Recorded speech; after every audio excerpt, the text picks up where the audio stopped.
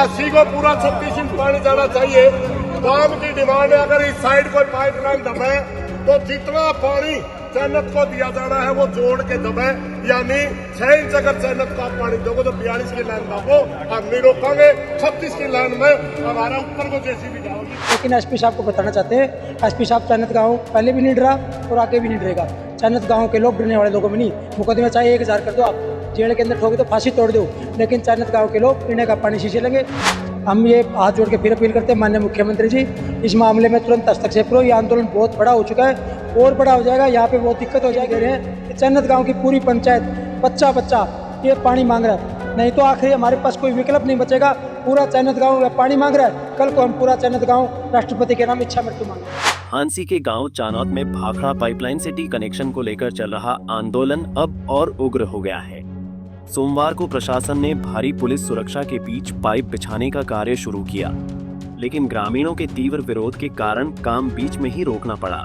इसके बाद धरनास्थल पर आसपास के कई गांवों से बड़ी संख्या में लोग पहुंचे और आंदोलन को समर्थन दिया। इसी बीच ग्रामीणों ने सरकार और आंदोलनकारियों के बीच मध्यस्थता कर रहे पूर्व सरपंच संगठन के प्रधान सोमेश के खिलाफ एक बड़ा फैसला लिया। बता दें, उन्हें धरने से वापस भेज दिया गया है। धरना कमेटी ने स्पष्ट किया कि सोमेश का धरनास्थल पर आना अब पूरी तरह प्रतिबंधित रहेगा। भाई हमारे साथ तो धोखा हुआ है और अब धोखे के बाद फिर भी हमारे को उकसाने के लिए भी लाइन की कार्रवाई स्टार्ट कर दी। हमने जाके विरोध प्रदर्शन किया, उनने वो रोक दी है और हमारे साथ धोखा हुआ वो इसके कारण हुआ। अमित शाह के साथ वो जो सोमेश है ये वो है, ये राजनाथ जी के साथ है, ये देखो ये हमारे को दिखाया गया। तो ये सरकार का नहीं है तो किसका है?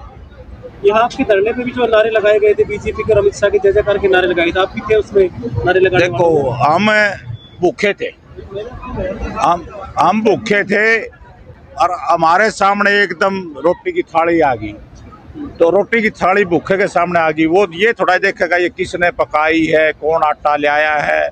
भूखा तो रोटी खाएगा। हमारे सामने टी की समस्या थी, टी की समस्या 15 मिनट में हमारे सामने टी की बात हुई। 15 मिनट में टी हमारे सामने थी।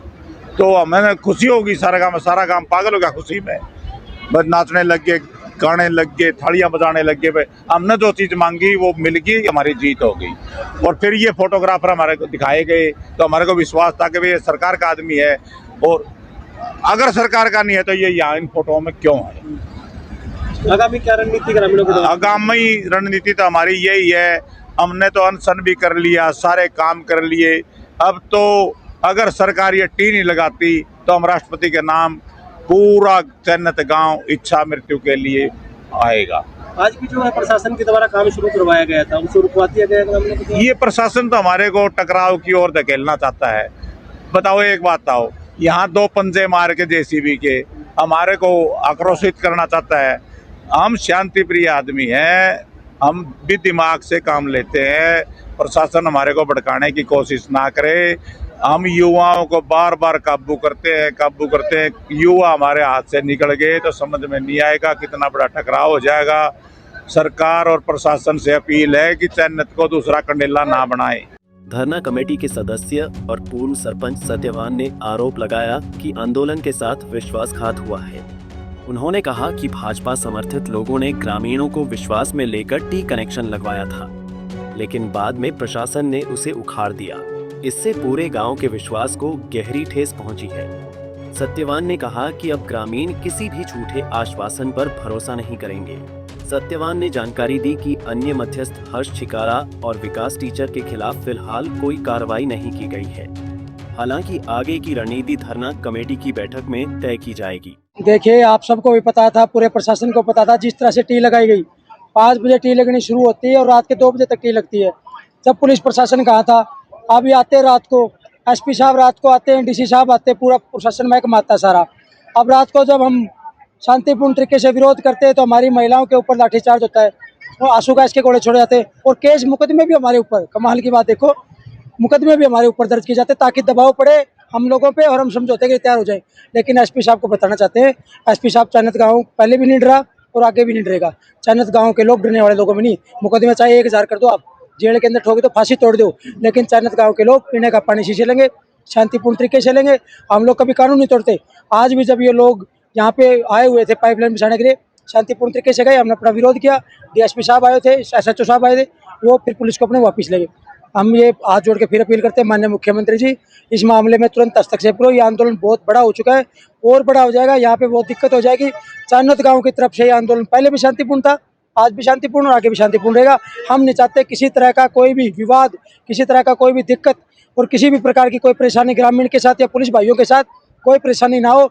इसलिए 6 इंची पानी मांग रहे हैं, हाथ जोड़ के मांग रहे हैं, रिक्वेस्ट कर रहे हैं कई बार, और हम अपने गांव का रेजोल्यूशन पास करके भी दे रहे हैं कि चन्नत गांव की पूरी पंचायत बच्चा बच्चा ये पानी मांग रहा है। नहीं तो आखिर हमारे पास कोई विकल्प नहीं बचेगा। पूरा चन्नत गांव पानी मांग रहा है, कल को हम पूरा चन्नत गांव राष्ट्रपति के नाम इच्छा मृत्यु मांगेगा। हमारे पास कोई विकल्प बचा ही नहीं। वहीं कमेटी के सदस्य अनूप चानौत ने मुख्यमंत्री से मामले में तत्काल हस्तक्षेप की मांग की। उन्होंने चेतावनी दी कि ये आंदोलन लगातार बड़ा रूप ले रहा है और अगर समय रहते समाधान नहीं निकाला गया तो स्थिति और गंभीर हो सकती है।